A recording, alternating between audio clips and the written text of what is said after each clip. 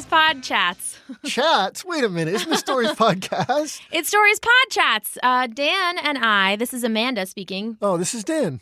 We thought it would be fun to talk a little bit more to our listeners so that you guys can get to know us better and we can hopefully get to know you. So we are going to be posting some of these episodes, some shorter episodes where we talk about stuff that we think is fun to talk about, and also answer some questions that we got from our listeners. And that's what this episode is. Yeah, so this will be a Patreon reward. That's at patreon.com/stories, patreon.com/stories. We have all our ad-free episodes, and this one will come out there and in the regular feed so everybody can kind of see what's going on. Again, it's ad-free episodes, these kind of bonus episodes, ebooks, and that kind of stuff. And if you need help joining Patreon, at the end of this episode, I'm going to give you a little walkthrough on how to join kind of in real time. So if you want the ad-free episode feed and the bonus episodes and the ebooks and your kid thanked at an episode, all that stuff is at patreon.com/stories. And we get a lot of questions on Patreon, and we thought this would be a good time and a fun way to answer them. Yeah, so I think maybe we should start with answering one of those questions. What do you think? Ooh, it's a bold choice. All right, so this question is from Jesse, and it is, what kind of pets do you have, and what are their names? And can you tell us a funny story about one of them? Excellent question. Yes, so why don't you go first, Daniel? I have a dog. I grew up with dogs, love dogs. I had nothing against cats, but I am violently allergic to cats. So if I'm near cats, my eyes start running like crazy. I just start crying like I'm cutting onions. And then my nose gets all stuffy and I sneeze like these big, I don't know if you guys have heard dad sneezes. Dad sneezes are the loudest sneezes. And I sneeze those big dad sneezes. And that's why I don't like cats as much. But dogs, I've always had a dog. And my current dog is a little mutt. And her name is Evie, like the Pokemon, because we got her when my daughter was 5. And, we named her together. Her original choice for a name was Princess Peppermint, but we compromised on Evie. And I think that's a great, and she kind of looks like an Eevee. She has those pointed ears. If you guys know Eevee, the Pokemon. And she was a rescue dog, and she's very thankful to have a home now. And I can tell that by the way she never leaves my side and by the way she just eats every piece of food that hoves into her field of view. And why don't you introduce your dogs, then we'll get into some dog stories. Sure. I have 2 dogs. One of them is named Ziggy, and he is a Chihuahua. He is very small. He's only 7 pounds. And I got him on Leap Day, February 29th in 2012. So now I've had him. It's almost 9 years. And he will be 10 this year. So he's getting kind of old. And then, but also not really, because Chihuahuas live for a really long time. And then I also have a dog named Fred that I got in 2013, so the following year, because I thought Ziggy needed a friend. And Fred is a 40-pound, pug mix. He looks like a pug mixed with a pit bull. Kind of, but we don't really know if that is true. But he's got the buggy eyes, and the big barrel chest, but then these kind of spindly legs. He's actually a very beautiful dog. We're describing him in a weird way, but he is a very handsome boy. All rescues are beautiful. Yes, and they're both rescue dogs. And so those are my 2 dogs. And Fred will also be approximately 10 this year. We don't know how old he was, but when I got him, he was already about 2, is what they said. So now we say that he's 10, or he will be 10 this year.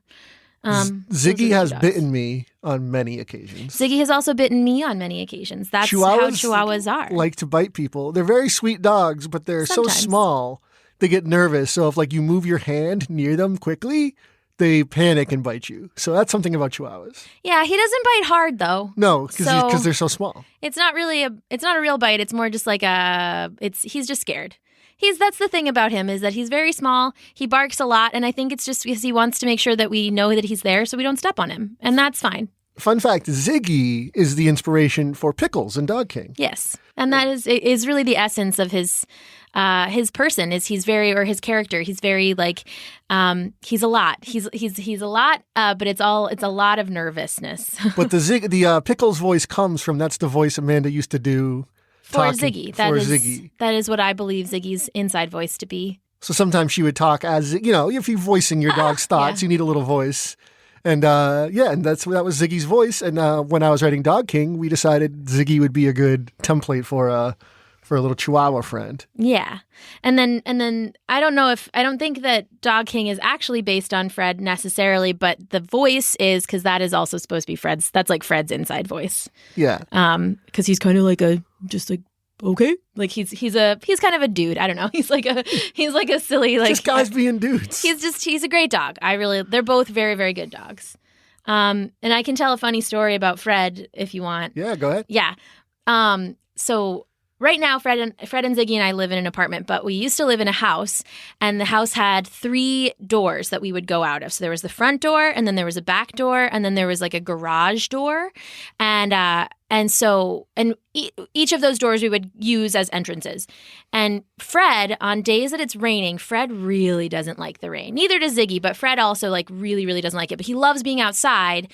And so on the days that it was rainy, when we were inside our house, he would try to go outside. He would go out the one door, and like one of the doors, like the front door maybe.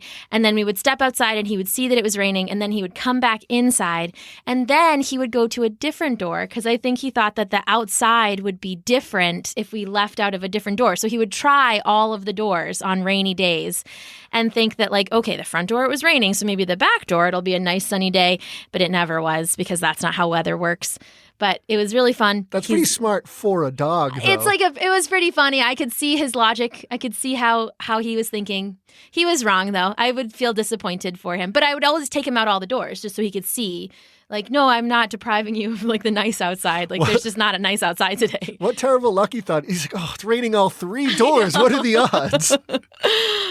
He was such a great dog. Or he is such a great dog. It was so fun to watch him do that at our house. They're great. They're not, right now they are in a different room because they bark a lot at any kind. And when we talk and move, Ziggy especially is very upset. Like if you are sitting and then you stand and like the shape of your body changes, Ziggy has to bark at you until you sit again. Yes. Another fun fact about the dogs is that every time I sing, so I bring them with me to the studio a lot, but if I'm recording vocals for a song, I have to bring them into another room, because anytime I'm singing, especially like a long note, like a longer sustained pitch, they start to like howl along with me in this very strange way. Like they think maybe that I'm sounding an alarm, like I'm using my voice to like tell them it's an emergency. And so they start like, oh, like singing kind of with me, which is very funny, but usually is not what we're going for in the episode. So I have to bring them inside and then come back out to record by myself in the studio. Yeah.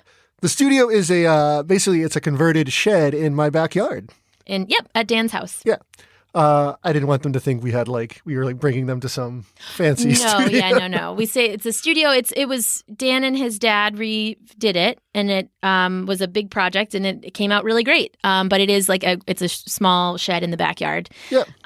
So we get to record basically from Dan's house, which is nice, which has been really nice for the pandemic too. We haven't had to go anywhere. So we've been able to continue to stay socially distanced and respectful of all of those laws and rules. And a good story about my dog, Evie, is that Evie does not like to be left alone. Because when I first got her as a rescue, I was working as a copywriter, which means I wrote just materials for like the back of boxes and instruction pamphlets and other things for a company. I'll give them a shout out for Kurgo, a dog product company. They do like outdoor dog stuff. And I was writing there, and they had a great policy where you could bring your dogs to work. And they had like indoor grass and all kinds of dog toys and treats and products. And if you go to Petco, Evie is still on some of the boxes of Kurgo stuff.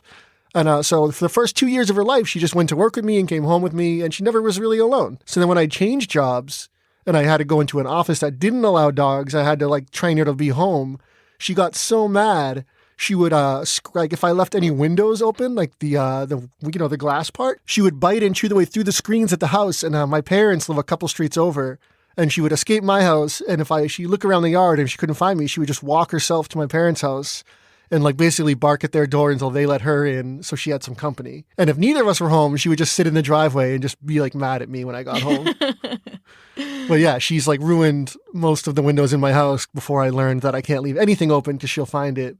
And another thing about her is that she was a rescue and she didn't have a lot of food for the first few months of her life before she got rescued. So she'll eat anything, and including like if I had like a butter dish, and if I left the house, she would like jump onto an end table and then onto a bar stool and then onto my kitchen counter and knock over the butter dish and eat the entire stick of butter. And she's like a small dog. And I get home and like she'd just be laying on the ground with her like big round belly, like looking at me like, I know I did it. I know I did a bad thing, but also it's too late and I have no regrets. Yes, I think Evie is much happier now that Dan works from home again, or because now the podcast is his full-time job, so he gets to be at home, and Evie, I think, is much happier and not doesn't have to burst through any screens to run to her grandparents' house. No, she still likes to go to Nana's, though. Yeah.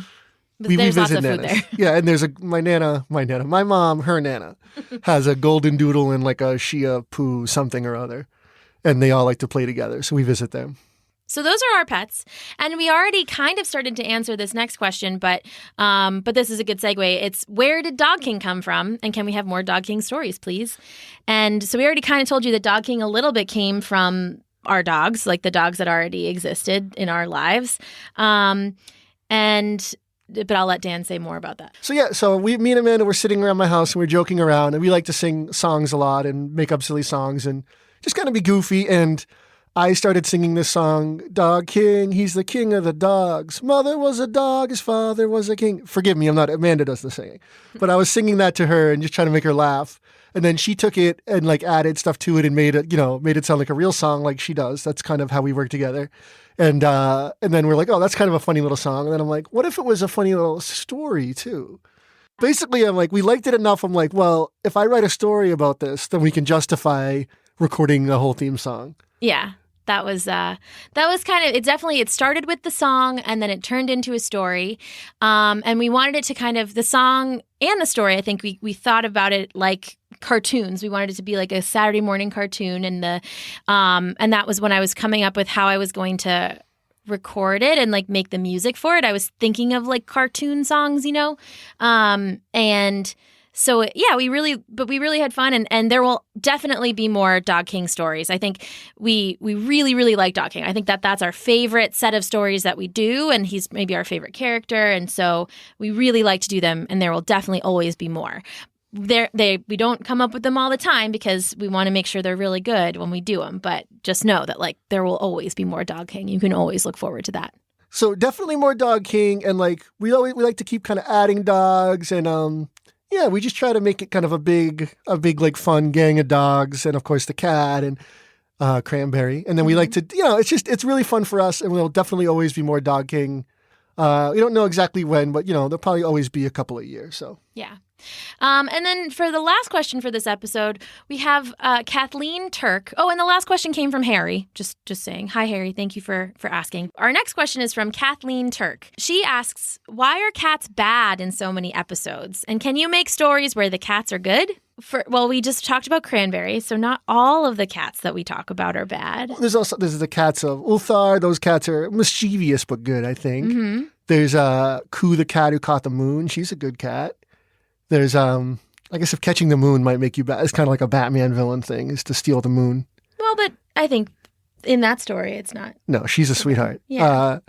What about I keep wanting to see Catch That Cat, but we have rescue, we have, Runaway Cats. Runaway Cats. That's what I was thinking. Yeah.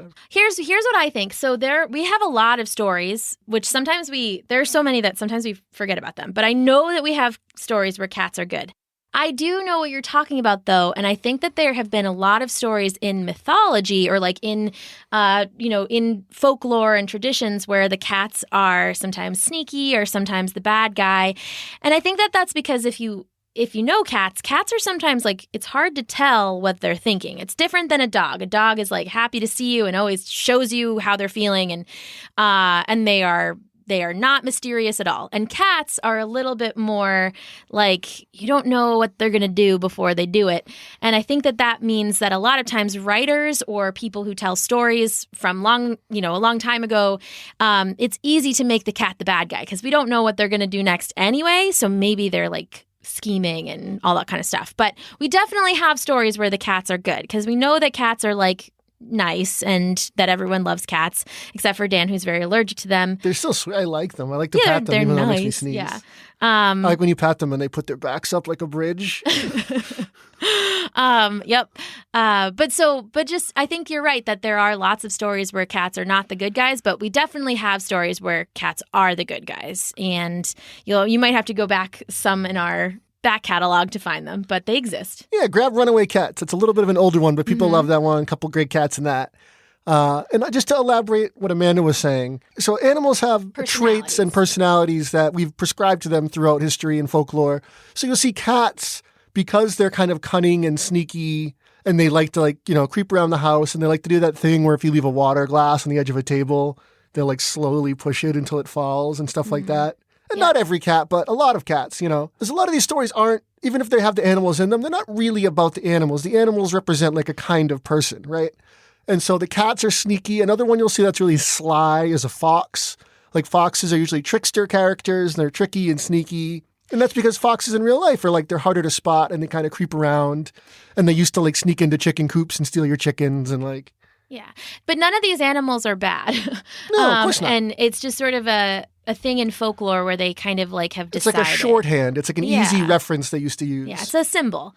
But in real life, foxes are really cool. We like foxes. We really like cats. It's just, I think, also these are animals that they're pretty smart, I think, and they plan ahead. That's also part of why they are given these kind of roles of being like scheming and whatever. But it's just in real life, they're kind of smart and they like. Yeah, and it goes back. A lot of these stories go back. You have to remember hundreds and hundreds of years. Like if you look at the wolf and the sheep and stuff like that, it's because these stories were written and told by people who were like herding sheep.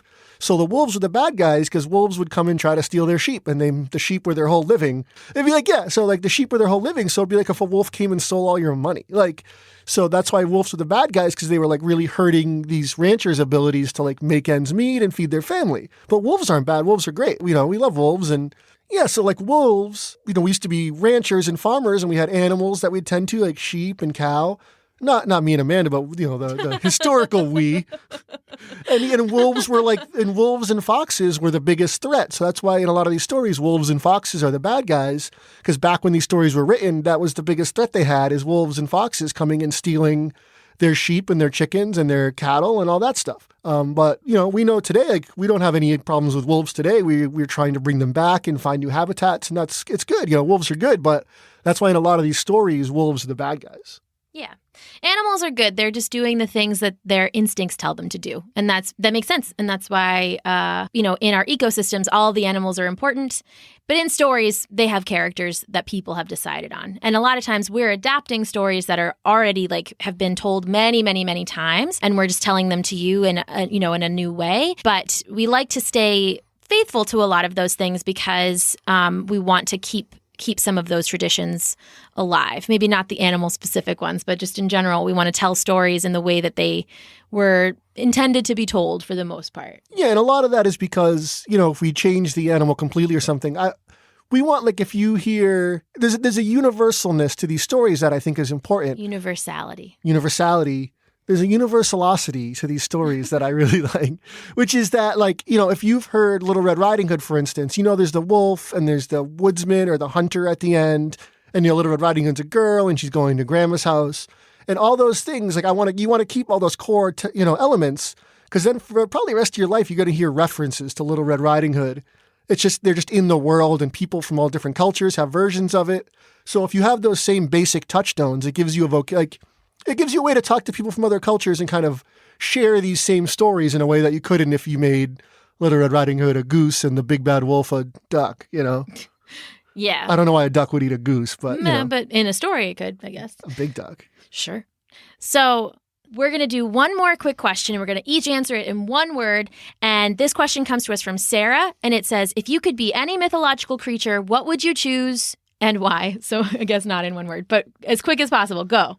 I want to say dragon as my one word, but dragons are interesting, powerful, magical, beautiful. But there's something, sometimes I think about like gargoyles, and I think a lot of this is based on, there's an old cartoon, Gargoyles, where they are like strong, like warriors and have big wings and fly around, and they're really cool. But it's hard to choose one mythological creature. This is an impossible question. It is not hard for me. I would definitely be a mermaid.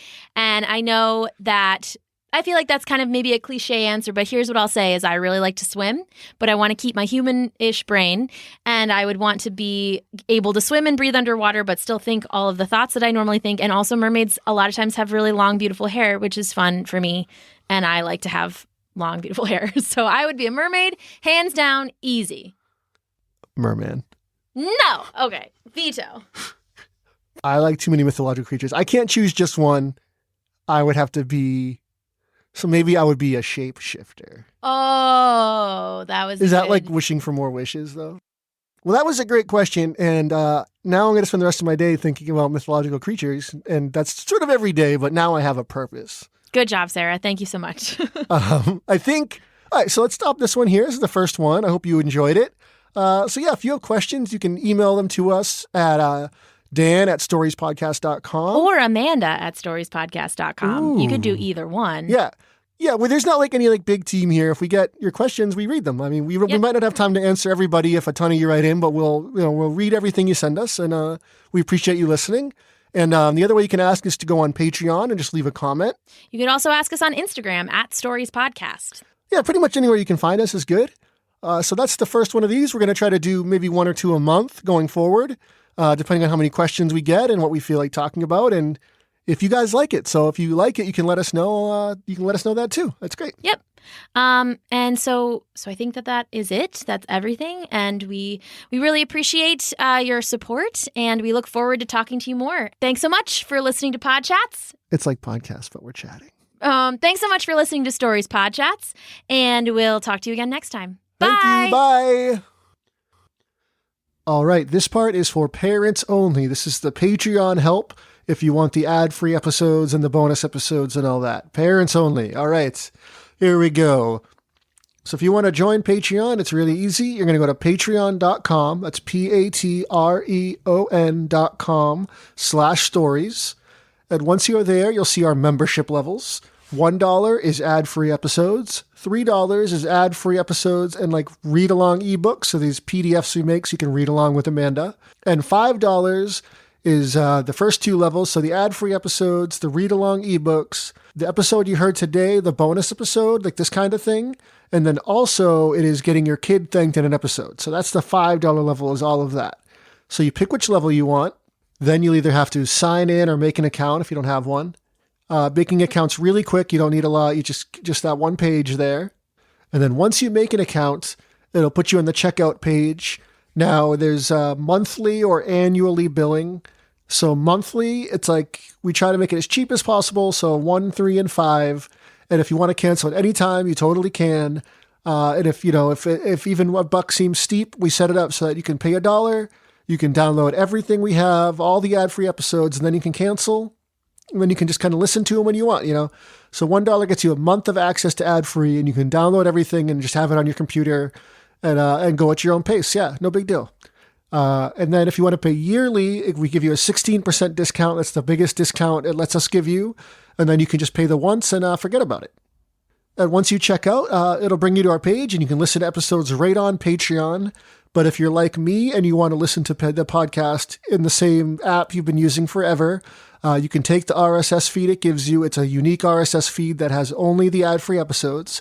You can take that RSS feed and add it to your podcast player, and then you'll be all set. And if you don't know how to add it, you're not alone. It's a kind of a pain in the butt depending on what podcast player you use. If you go to storiespodcast.com, right in the main header, there's a link that says Patreon feed help. So if you click on Patreon feed help, it shows you exactly where to get that RSS link. And then I go through all the most popular podcast apps, and I tell you how to add the feed so you can listen to Stories Podcast with no ads in the same app you've always used. It's the best way to do it. It feels really good. It's really simple. And if you don't see the app you use there, or if you have any trouble with any part of this, you can shoot me an email at dan@storiespodcast.com, and I'll be happy to help you out. Really appreciate you listening. Really appreciate you joining the Patreon. This podcast has been life-changing for me and Amanda, and it's all thanks to you guys. And, we really appreciate you, and definitely don't hesitate to reach out. Thank you. Bye.